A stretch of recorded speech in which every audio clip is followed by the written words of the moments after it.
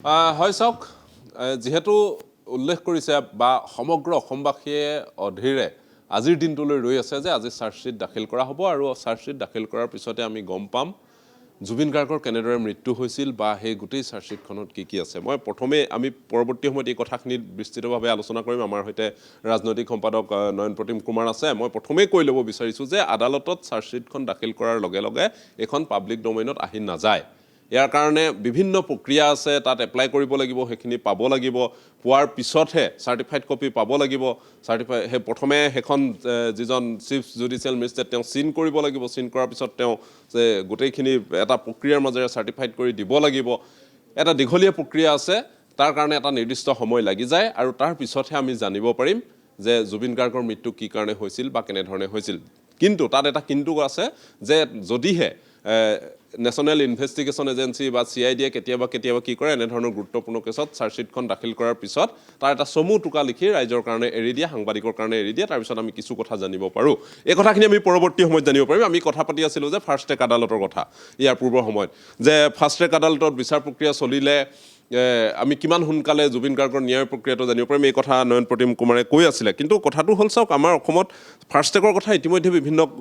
কথা কৈ হয় যে নীলভীৰ কথা কৈ অহা হৈছিলে আজি 6 বছৰ হ'ল কোনো ধৰণৰ প্ৰক্ৰিয়া নহ'ল আৰু ইয়াত সাক্ষী 300জনক সোধা পোছা কৰিছে কিবা কৰিছে যিমান ফাৰ্ষ্ট ট্ৰেক আদালতত চলিলেও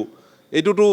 300জন সাক্ষীক সুধিবৰ কাৰণে যথেষ্ট সময় সোধা পোছা কৰাৰ অন্ততহে গোটেই প্ৰক্ৰিয়াটো হ'ব নিশ্চিতভাৱে যদিও সময় লাগিব কাৰণ জাষ্টিচ দিবলৈ হ'লে তথ্য প্ৰমাণ লাগিব আৰু তথ্য প্ৰমাণখিনি যি ধৰণে গোটাই দিয়া হৈছে চাৰ্জশ্বিটত যিখিনি কথা থাকিব সেইখিনি আকৌ ক্ৰছ চেক হ'ব আদালতৰ মজিয়া যেতিয়া শুনানি চলিব হিয়াৰিং চলিব এই বিষয়বোৰ লৈ আৰু চাৰ্জ ফ্ৰেম হ'ব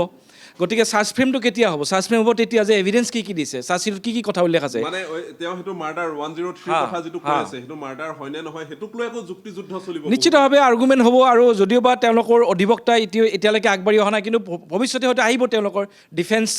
ডিফেন্সৰ বাবে হয়তো আহিব সেইটো পিছৰ পৰ্যায় কিন্তু ৰাইজে বিচাৰিছে কাৰণ ৰাইজে আজিও জুবিন গাৰ্গ হিয়াৰ আমঠুসকলৰে জুবিন গাৰ্গ ঢুকোৱাৰ পিছত সকলোৱে hashtag justice for Zubeen Garg লিখি আছে আৰু সকলোৱে বিচাৰিছে যে এইটো যিমান পাৰি সিমান সোনকালে এই এটা জাষ্টিছ ন্যায় দিব লাগিব আৰু ন্যায় দিয়াৰ প্ৰক্ৰিয়াটো কিন্তু এদিনত নহ'ব আমি অন্ততঃ সেই কথা আমি জানো যে এদিনত এইটো সম্ভৱ নহয় তথাপিও সকলোৱে আশা কৰিছে যে যিমান পাৰি সিমান সোনকালে ফাৰ্ষ্ট ট্ৰেক এই কথাটো জুবিন গাৰ্গৰ এই ঘটনাটো অন্ততঃ নজিৰ হৈ ৰওক যে বাকী আজিলৈকে কোনো ধৰণৰ ফাৰ্ষ্ট ট্ৰেক আদালত দিম বুলি কৈও দিব নোৱাৰিলে এইটোত অন্ততঃ ফাৰ্ষ্ট ট্ৰেক হওক নিশ্চিতভাৱে আৰু কোৱা হয় যে সকলোৱে বিচাৰিছে যে এটা নজিৰবিহীন ঘটনা হওক এইটো যে ন্যায় যে সোনকালে দিব পাৰি এই কথাটো সকলোৱে বিচাৰি আছে কিন্তু জুবিন গাৰ্গৰ ক্ষেত্ৰত গতিকে আজি নিশ্চিতভাৱে ইয়াৰ লক্ষণীয় হ'ব যে চৰকাৰে কেনেকুৱা ধৰণৰ এভিডেন্স দিয়ে আৰু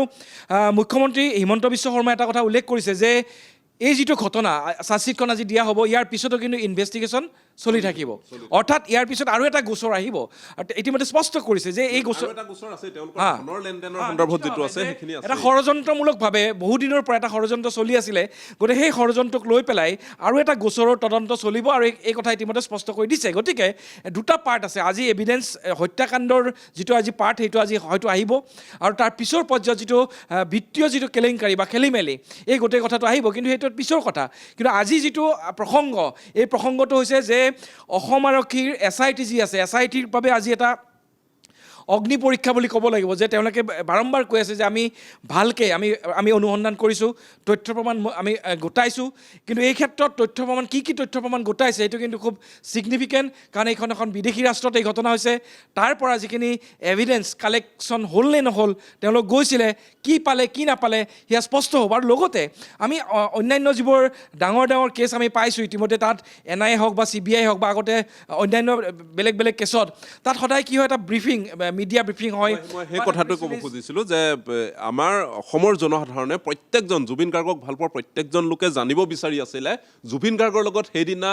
ইয়তত কি হৈছিলে কেনেধৰণে জুবিন গাৰ্গৰ মৃত্যু হৈছিলে সেই কথাটো প্ৰত্যেকজন আনকি গৰিমা গাৰ্গেও নাজানে জুবিন গাৰ্গৰ পত্নী গৰিমা গাৰ্গেও সেই কথাটো নাজানে সেই কথাটো জানিব এই চাৰ্জশ্বিটখন ৰাজহুৱা হ'লেহে কিন্তু চাৰ্জশ্বিটখন ৰাজহুৱা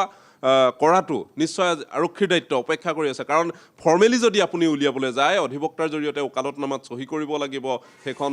চাব লাগিব জাজে চোৱাৰ পিছত আকৌ 4-5 দিন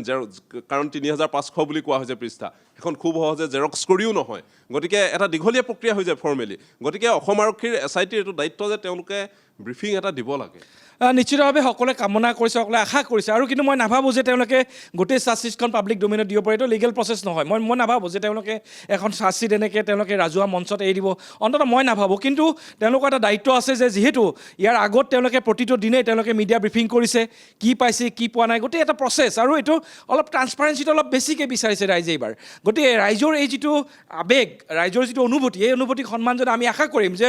অন্ততঃ CID SITৰ যিগৰাকী মুৰব্বী আছে মুন্না প্ৰসাদ গুপ্তা, তেখেতে হয়তো আজি এখন মিডিয়া ব্ৰিফিং কৰিব, সকলোৱে আশা কৰিছে। আমি ৰৈ আছোঁ, আমাৰ সাংবাদিকসকল, অতিথি সাংবাদিকসকল তাত ৰৈ আছে, আৰু অন্ততঃ তেওঁলোকে এটা মিডিয়া ব্ৰিফিং কৰিব, সেইটো সকলোৱে আশা কৰিছে। লগতে এটা প্ৰেছ ৰিলিজ যে এইটো কি কেনেকৈ হৈছিলে ৰাইজে জনাব পাৰে, সেইটো কিন্তু তেওঁলোকে পাৰে। মই নাভাবোঁ যে চাৰ্জশ্বিটখন এটা পাব্লিক ডোমেইনত তেওঁলোকে ৰাজহুৱা, তেওঁলোকে আৰক্ষীয়ে সেইটো কৰিব নোৱাৰে। যদি সেইটো পাৰে, আদালতৰ পৰা সেইটো জাজে চাইন কৰি দিয়াৰ পিছত এটা চাৰ্টিফাইড কপি, এই কপিটোহে তেনেকৈ এপ্লিকেশ্যন দিব পাৰে যে সাংবাদিকেই হওক বা কনচাৰ্ণ অধিবক্তা হওক বা অভিযুক্তৰ বা যিসকল এই বিষয়টোৰ লগত জড়িত, তেওঁলোকে এটা চাৰ্টিফাইড কপি এপ্লাই কৰিব পাৰে, সেইটো পাব। সেইটো এটা দীঘলীয়া প্ৰক্ৰিয়া, এটা প্ৰচেছ। কিন্তু SITৰ কিন্তু তেওঁলোকৰ এটা দায়িত্ব আছে, কাৰণ ৰাইজে বিচাৰিছে, জাষ্টিছ ফৰ জুবিন গাৰ্গ সকলোৱে লিখি আছে, মিলিয়নছত গুচি গৈছে। গতিকে এই কথাটো আচলতে আমাৰ এটা আহ্বান থাকিব যে SITয়ে অন্ততঃ মুন্না প্ৰসাদ গুপ্তাই আজি যেতিয়া চাৰ্জশ্বিট দাখিল হ'ব, দাখিল হোৱাৰ পিছত আমি আহ্বান জনাইছোঁ যে অন্ততঃ মিডিয়া ব্ৰিফিং এটা কৰক, তেওঁলোকে কওক ৰাইজক, আমি প্ৰত্যক্ষ পোনপটীয়া সম্প্ৰচাৰ আমি দেখুৱাম, কি পালে কি নাপালে, কাক অভিযুক্ত কৰা হৈছে, কেনেকৈ অভিযুক্ত কৰিছে, মটিভটো কি, ইয়াৰ ষড়যন্ত্ৰ কোনে কোনে কৰিছিল, কেতিয়াৰ পৰা কৰিছিল, এই সামগ্ৰিকভাৱে তেওঁলোকে ব্ৰিফিং কৰক, আৰু লগতে এটা প্ৰেছ ৰিলিজ কিন্তু আমি আশা কৰিম আজি।